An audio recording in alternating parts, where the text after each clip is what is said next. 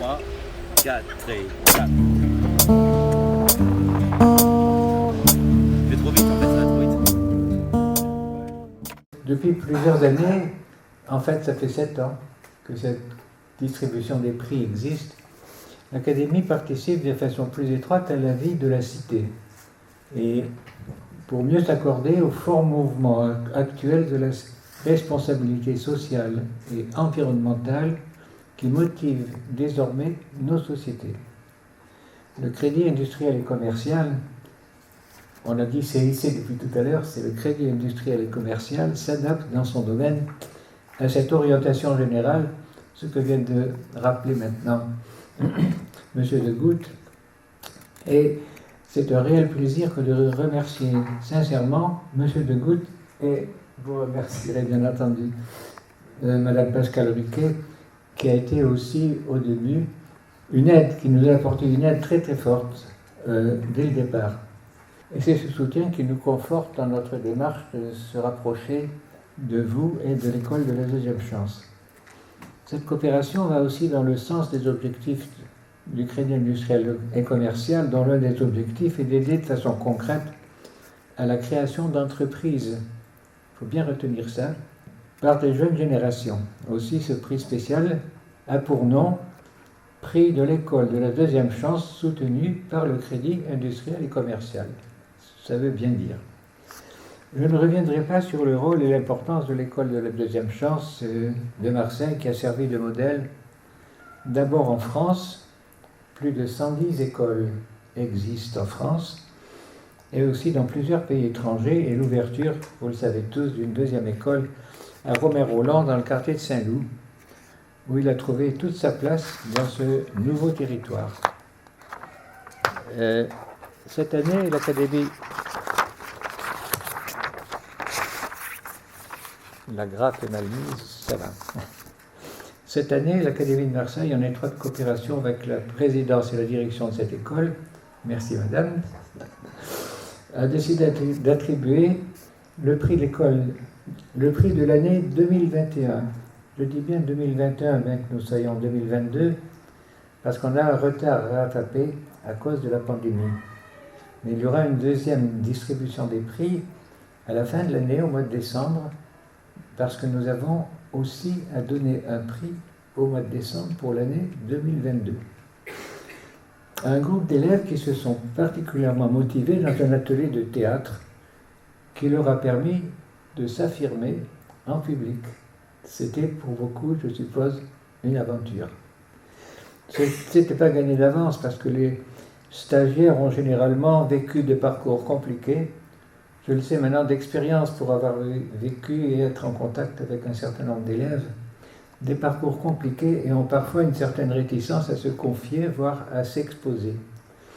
Mais ce réflexe de retrait personnel n'est pas propre à Marseille, n'est pas propre à la France, c'est comme ça partout.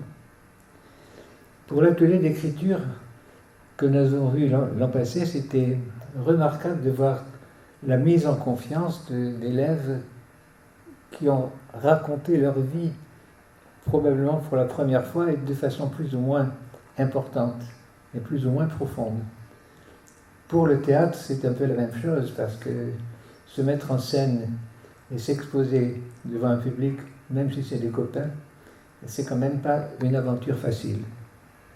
C'est la découverte de soi et ses propres capacités qui constituent une aventure personnelle fondamentale que de nombreux stagiaires accueillis ici découvrent comme une prise de conscience de chacun, d'autant plus précieuse que cette découverte n'est pas inscrite dans les programmes pédagogiques. C'est une aventure personnelle. Soulignons qu'il a été difficile dans cet atelier de théâtre de choisir 5 stagiaires qui se sont particulièrement illustrés dans ce passionnant exercice. Bon, ils sont récompensés aujourd'hui, mais ça ne diminue pas le mérite de tous les autres. Ils ont constitué un groupe de travail, ça aussi c'est quelque chose de nouveau, un groupe de travail en coopération efficace, solidaire, une autre découverte pour eux qu'ils sauront transmettre par la suite dans ces notions essentielles.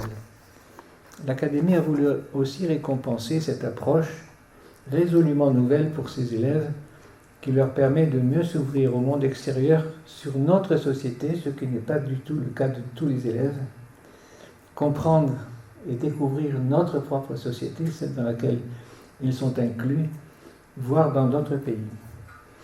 Il importe donc de féliciter au sein de l'école, bien sûr, la directrice, Mme Sissionne, et le président, M. Galuxio, ainsi que les membres du corps enseignant, en particulier les personnes qui s'en sont occupées directement, vous êtes là.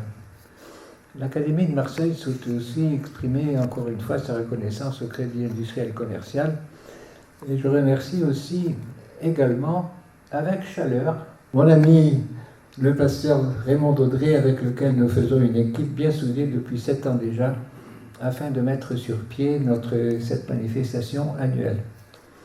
Avant d'appeler les lauréats, je voudrais vous dire, vous les lauréats, la bonne fortune que chacun de vous a eu de découvrir à Marseille l'école de la deuxième chance, qui n'existe pas dans tous les pays, et on vous faisait voir tout à l'heure un livre publié par un sociologue américain qui a découvert l'école de deuxième chance à Marseille, qui n'existe pas donc dans tous les pays. Et puis, vous avez eu la chance aussi de pouvoir, la volonté de venir vous y inscrire, puis d'y acquérir d'importants éléments de base.